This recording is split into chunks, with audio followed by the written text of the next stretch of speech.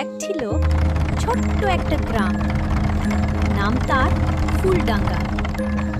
সেই গ্রামে থাকতো একটি মিষ্টি মেয়ে, তার নাম ছিল মেঘলা। মেঘলার সবচেয়ে প্রিয় কাজ ছিল আকাশের দিকে তাকিয়ে মেঘ গোনা।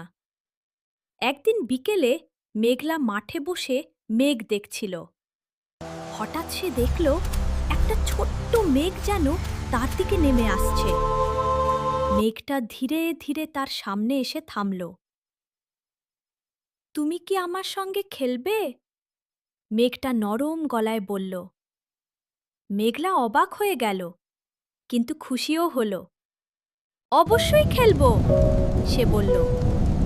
তারপর শুরু হলো তাদের দারুণ মজা।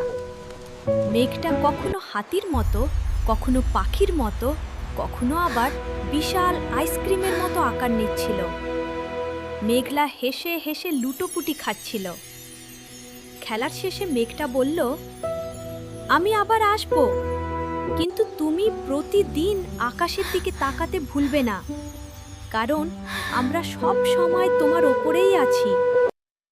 তারপর মেঘটা ধীরে ধীরে আকাশে ভেসে গেল।